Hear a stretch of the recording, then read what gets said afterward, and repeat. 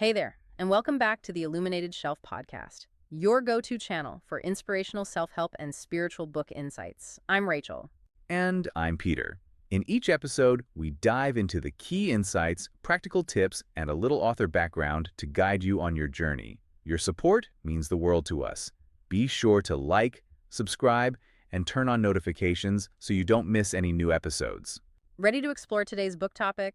Let's get started. All right, let's dive into The Untethered Soul by Michael A. Singer. We're going deep on this one today. I'm really excited to break this down with you. It's all about, understanding that voice in our head and how to find some peace. Have you ever just stopped and listened to that inner chatter? It's wild. It is, and Singer's analogy of the noisy roommate is perfect for it. That voice that just comments on everything you do, Yeah. offers opinions, and usually not good ones. It just turns life into a total drama, doesn't it? No, tell me about it. Mine loves to do the play-by-play of all my mistakes and then, throw in some predictions about the future just to keep things interesting. But Singer asks, how would we react if someone outside of us, talked to us like that? Yeah, he makes such a good point there. I mean, we probably wouldn't put up with it for a second, right? We'd set some boundaries, maybe walk away. But this inner critic, we just let it run the show. And psychologically, it often comes from this need for control, this fear of the unknown. It tries to create a sense of security by clinging to familiar things, even if they're causing anxiety. And that need for control can really mess with us when it comes to making big decisions. Singer uses the example of getting married, how our inner roommate can just go crazy with doubts and fears right when you need clarity and peace. Exactly. Shows how these patterns can totally derail us from what matters. And that brings us to another big question Singer asks. Who are you really? Are you just your thoughts and emotions and experiences? Or is there something more? He wants us to think about if our sense of self is tied to things that are always changing, like our jobs, our relationships, even our bodies. It's so easy to get caught up in those things, like those external markers of who we are. I know I have. But Singer talks about this thing called the seat of consciousness, the part of us that's aware of our thoughts and feelings, but isn't swept away by them. Like we're the audience watching a movie of our own life. That's a great way to put it. And that idea, it pops up in wisdom traditions all over the world. The Buddhist self, Hindu Atman, even the Judeo-Christian soul, they're all pointing to this deeper sense of I that exists beyond the chatter, like a place of stillness and awareness at our core. Okay, so how do we actually get in touch with that stillness when, our inner roommate is doing stand-up in our heads? Well, that's where the heart comes in. And I don't just mean the organ, pumping blood. Singer's talking about the heart as an energy center, capable of this huge love and connection. But it can also get weighed down by past hurts. I love how he compares it to those quick impressions we get, like driving past trees versus events that just stick with us, those emotional things that get lodged in our hearts. Have you ever noticed how certain smells or songs can take you back to a specific memory and all those emotions come flitting back? That's a perfect example of how past experiences leave these energy imprints. They're called samskaras, and they hold both good and bad energy. It affects how we see the world and react to things. Even little tiny details can trigger those stored emotions and color how we see things right now. So it's like we're carrying around this whole library of past experiences, the good and the bad, and they're always shaping our present. So if our hearts are holding on to these old hurts, how do we let go? How do we make room for that love and connection that Singer talks about? Well, he uses this powerful metaphor, thorn in your arm. It shows how past traumas create these sensitivities within us, these places where we feel vulnerable and want to protect ourselves. Yeah, and trying to protect ourselves, we end up building these walls around our hearts, right? Maybe we stay in our comfort zones, avoid certain people or situations, or even numb ourselves with distractions. Singer gives these stark examples like the chain smoker clinging to their cigarettes, or the paranoid person who chooses a cage because they think it's safer. It's like they're trying to control everything to avoid pain, but it also stops them from experiencing joy. It really does. Think about it. If you're always on guard, always looking out for danger, you miss all the beauty and spontaneity of life. You're basically living in a prison you built yourself, a prison of fear. And while it might feel safe, it also keeps you from fully experiencing who you are. That's powerful. So how do we start to break down those walls? How do we get out of that cage? Is it even possible to be truly happy when the world can be so unpredictable, so thorny? That's where Singer introduces a concept that might seem a little counterintuitive at first. Choose happiness, unconditionally, no matter what happens. Wait, unconditionally? That sounds intense. What about when life throws us those curveballs? Are we supposed to just smile and pretend everything's okay? It's not about denying our feelings or pretending that difficulties don't exist. It's about recognizing that happiness is an inner state. It's a choice we can make regardless of what's happening around us. But how do we do that when things are tough? How do we access that choice? He uses a great analogy. Someone who's starving and they're offered food. There are no conditions on their wanting that food. It's a pure need. He's saying tap into that same level of wanting for happiness. Make it a priority no matter what. It's about shifting from I'll be happy IF to I choose to be happy NW. So instead of waiting for things to change externally, we focus on cultivating peace and joy within. And that makes us less reactive to all the ups and downs. Exactly. It's about recognizing that true happiness doesn't depend on things going our way. Yeah. It's about finding that inner stillness and contentment even when things are challenging. That's a big shift in perspective. So instead of fighting reality, we accept it. And that creates peace even when things feel chaotic. Exactly. And that's the paradox, isn't it? Yeah. By letting go, we gain more control over our inner state, even if we have less control over what's happening outside. It reminds me of that quote from the Tao Te Ching. Nature does not hurry, yet everything is accomplished. It makes me think that by surrendering to the flow of life, we tap into that same effortlessness. I love that quote. It's a beautiful reminder that sometimes the best thing to do is just get out of our own way and let life unfold. And that brings us back to this idea of spiritual awakening. Okay, so how does surrender relate to spiritual awakening? Is it about letting go of our ego and merging with something bigger than ourselves? That's a big part of it. And it's a theme that runs throughout the whole book. Singer wants us to look beyond the surface of our lives and connect with that deeper sense of self, that spark of divinity within us. But how do we do that? Is it about meditation, prayer, or does it just happen? There's no one right answer. But Singer says spiritual awakening is less about striving for something outside of ourselves and more about noticing what's already there within. So it's about cultivating that awareness, that sense of being connected to something bigger. Exactly. And as we practice letting go of attachments, fears, and limiting beliefs, that deeper connection just naturally starts to emerge. I'm really curious to hear more about what that deeper connection looks and feels like. What are the signs that someone is moving towards that spiritual awakening? Well, the singer says it's not about having some big, dramatic, mystical experience. Mm. It's more about these subtle shifts in how we see things and how we exist in the world. So what are some of those shifts? One of the biggest ones is this deep sense of peace and contentment, even when things are tough. So it's not that life becomes easy, but we can handle the ups and downs without losing our center. Exactly. And with that inner peace comes this increased compassion and empathy for others. You start to see the world through the lens of love, recognizing how connected we all are. That's beautiful. So our hearts are opening up to embrace all of it, even the parts we used to fear. Yes.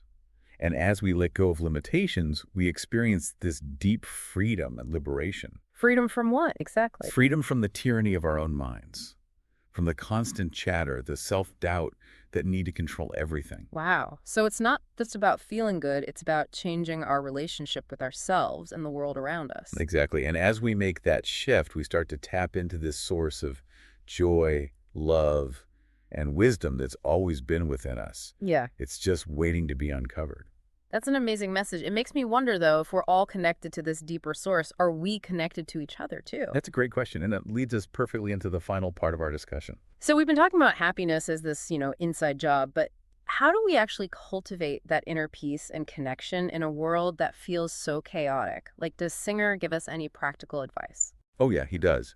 And one of the most important things he talks about is just becoming aware of that voice in our heads, the noisy roommate we talked about earlier. So it's kind of like mindfulness, right? Paying attention to our thoughts and feelings without judging them. Exactly.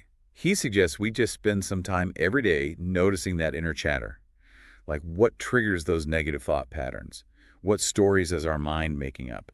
How does that voice react in different situations? We're bringing that awareness to those automatic mental habits. I can see how that would be helpful. I know I definitely get stuck in those thought loops, especially when I'm stressed. Just noticing them without getting swept away feels like a good first step. But then what do we do with those thoughts once we've noticed them? That's where the next practice comes in, letting go.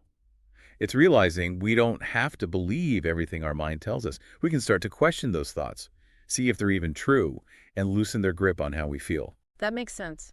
But letting go is hard, especially when it comes to past hurts. Singer's metaphor of the thorn in the arm. Those wounds can feel so real, even if they happened years ago. How do we let go of something that caused us so much pain? It's definitely not easy, but it's so important for healing. And it starts by recognizing when those thorns are being triggered, when we feel ourselves getting defensive or shutting down emotionally. I've noticed that in myself. Certain situations or conversations bring up those old feelings of hurt or rejection, and I just go right into self-protection mode. That's totally natural. We all have those defense mechanisms. But Singer says instead of fighting those feelings or pushing them away, try a different approach. Just relax and release them. So, not fighting the pain, but almost letting it flow through us without getting stuck. Exactly. He compares it to letting energy move freely instead of creating blockages. It's about surrendering, trusting that we can handle whatever comes up without needing to build walls around That ourselves. sounds freeing, but it must take a lot of courage to face those feelings head on and just let go. It does. But the rewards are huge. As we let go of old hurts, we create space for something new. More love, more joy, more freedom. And this idea of letting go connects back to what we were saying about unconditional happiness, right? If we're always trying to control everything to make things go a certain way, we're basically setting conditions on our own happiness. You got it. By surrendering to the present moment, to what is, we open ourselves up to experiencing joy no matter what's happening around us. I remember Singer comparing it to a starving person being offered food. There are no conditions on their wanting that food. It's pure and simple. He suggests we tap into that same level of pure desire for happiness, make it a priority no matter what. Right. It's about realizing happiness is our birthright. It's not something we have to earn. It's always there for us if we choose to access it. I love that. It's so empowering. But this all sounds very personal, like it's about our relationship with our inner world.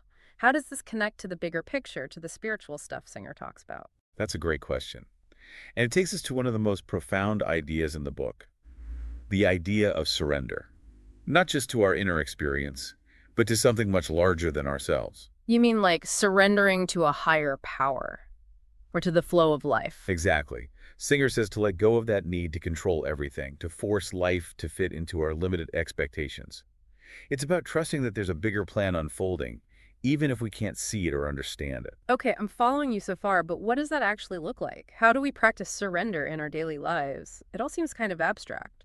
It's about moving from a mindset of resistance to a mindset of acceptance, recognizing that we don't always know what's best.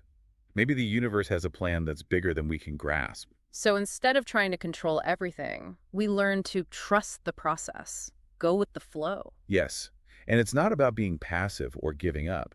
It's realizing that we're part of something much bigger than ourselves.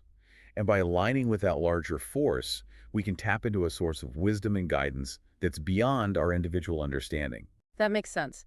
So how does surrender show up in our day-to-day lives? Let's say our listener is dealing with something stressful at work, something that's causing them a lot of anxiety. How could they apply this idea of surrender in that situation? That's a great example. Instead of getting caught up in the drama, needing to fix or control the outcome, they could practice surrendering to what is. So acknowledging those feelings of stress and anxiety without judgment, and maybe asking themselves, what if I don't need to resist this? What if I can just let this situation be exactly as it is without needing to change it? Exactly. And by surrendering to what is, they might see new solutions, new perspectives. They might understand the situation in a whole new way. They might even find that by letting go of that need to control, the situation resolves itself in a way they never expected. That's such a powerful shift. Instead of fighting reality, we accept it. And that can create a feeling of inner peace even when things are tough. You got it.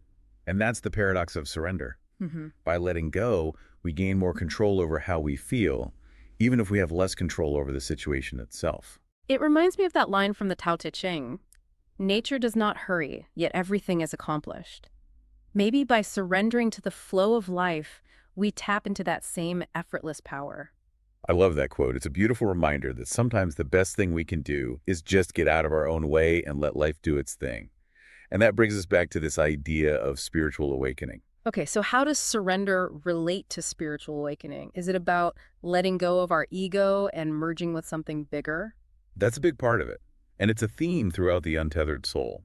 Singer wants us to look beyond the surface of our lives and connect with that deeper sense of self, that spark of divinity within each of us. But how do we actually do that? Is it about meditating or praying, or does it just kind of happen? There isn't one right answer, but Singer suggests that it's less about striving for something outside of ourselves and more about noticing what's already present within us. So it's about cultivating that inner awareness, that feeling of being connected to something bigger than ourselves. Exactly. And as we practice letting go of attachments, fears, and those beliefs that hold us back, that deeper connection naturally starts to show itself. I'm curious about what that connection actually looks and feels like. What are some signs that someone is moving towards that spiritual awakening? Well, Singer says it's not necessarily about having some huge mystical experience. It's more about subtle changes in how we see things and how we experience the world. So, what are some of those changes? One of the most noticeable is a deep sense of peace and contentment, even when things are difficult. So, it's not that life suddenly becomes easy, but we develop this inner strength that helps us handle the ups and downs without losing our center. Exactly. And along with that inner peace comes a stronger sense of compassion and empathy for others. You start to see the world through a lens of love, recognizing the connection between all beings. That's beautiful. So, our hearts open up to embrace it all, even the things we used to resist or be afraid of. Yes. And as we keep letting go of those limitations, we experience this deep sense of freedom and liberation. Freedom from what, exactly? Freedom from being ruled by our own minds. From that constant chatter, the self-doubt, the need to control everything. Wow, that's a powerful image. So it's not just about feeling good, it's about fundamentally changing our relationship with ourselves and the world. Exactly. And as we make that shift, we start to access this wellspring of joy, love, and wisdom that's always been within us. It's just waiting to be discovered. That's an amazing message. It makes me wonder, though, if we're all connected to this deeper source, does that mean we're connected to each other too? That's a great question. And it leads us perfectly into the final part of our conversation. So we've been talking about this journey, this incredible journey that Sayre lays out in the Untethered Soul, like starting with understanding that inner voice, that noisy roommate, and then letting go of, those thorns, those things that make us put up walls. But you're talking about this deeper connection, and I'm curious, like, how does he deal with the spiritual side of all of this? That's where it gets really interesting. Singer, he doesn't like push any one religion, but he points us towards, something bigger, a connection beyond just us. He pulls from all these different traditions like Eastern and Western, even his own experiences to paint a picture. I've always been interested in that mystical side of different faiths, but sometimes all the dogma and rituals can feel a bit like a barrier. So I like how Singer handles this. It feels more about direct experience. Totally. One of the key ideas he digs into is this concept of the self, capital S. It's that seed of consciousness we talked about before, the awareness that can observe our thoughts and feelings without getting caught up in them. Right, like we're the sky and our thoughts are the clouds just passing through. So how does this self connect to all the spiritual stuff? Singer suggests that this self isn't just limited to our individual minds. It's like it's part of this larger universal consciousness, Mhm. that spark of divinity within each of us that connects us to something way bigger. Okay, now I'm seeing how this all comes together. So by quieting our minds, letting go of those limiting beliefs and fears, we make room to actually experience that deeper connection, that oneness with something bigger. Exactly. And this idea, it resonates with so many spiritual traditions. The Buddhist no self, the Hindu Atman, even the soul in Judeo-Christian thought. They're all pointing to this deeper reality that's beyond our individual egos. Singer also talks about God, but not in that traditional way, like a deity judging us. How does he approach that idea? He describes God as this loving presence, this force of pure energy and consciousness that's everywhere, in everything. It's not separate from us, but something we're already a part of. So instead of trying to reach God through external things, it's more about looking inward and recognizing that divine presence within ourselves. You got it. He says, get to know God by seeing the change within yourself, the transformation as you let go and surrender to how life unfolds. It's not about believing in something, but directly experiencing that connection. I love the analogy he uses about a drop of water falling into the ocean. When we let go of that separate sense of self, we merge with the vastness of the divine. It's such a beautiful image. It captures that essence of spiritual awakening, that unity and connection where there's no more separation. And this isn't something we achieve through practices or rituals, is it? It's more about recognizing something that's already there. Exactly. It's like uncovering a hidden treasure that's been there all along. We just have to let go of all the layers, all those beliefs and patterns that keep us separated from our true nature. So, as we go through this process of letting go, of surrendering, what are some signs that we're on the right path? What does this spiritual awakening feel like? Singer describes it as this gradual thing, becoming more aligned with who we truly are. And one of the biggest signs is this deep sense of peace and contentment, even when things are hard. So, life doesn't magically become easy, but we can handle things without losing ourselves in the process. That's it. And along with that peace comes a stronger sense of compassion, empathy for others. We see the world through the eyes of love, recognizing the interconnectedness of everything. That's beautiful. So, our hearts are opening up to that interconnectedness, but do we also start to experience a greater sense of purpose and meaning in our lives? Absolutely. When we're not just focused on our own needs and wants, we naturally start to align with a bigger purpose. We feel drawn to things that contribute to others and make the world a better place. So, our personal journey, it becomes intertwined with this larger collective awakening. Exactly. And that's one of the most inspiring things about Singer's work. He's not just offering a way to be happy personally, but a vision for a more compassionate world. So, as we wrap up this amazing deep dive into the untethered soul, what's the one thing you want our listeners to take away from this conversation? If there's just one thing, it's to remember that you're not your thoughts. You're not your emotions. You're not even your circumstances. You are something much greater. You are a spark of the divine, a being with infinite potential. And realizing that isn't some far off goal, but a journey that starts right now, in this moment. It just takes a choice Hmm. to let go of suffering and choose the freedom and joy that are already within you. Beautifully said. I couldn't agree more. And for anyone who wants to dive deeper into these ideas, I highly recommend checking out The Untethered Soul. This book truly has the power to change your life. That's a perfect way to end this conversation. Thank you so much for joining us on this deep dive. We can't wait to explore more fascinating topics with you all in the future. Thanks for joining us on the Illuminated Shelf podcast. If you found our discussion helpful, be sure to like, subscribe, and share this episode with anyone who could use a dose of inspiration. And remember, keep reading, keep growing, and we'll see you next time.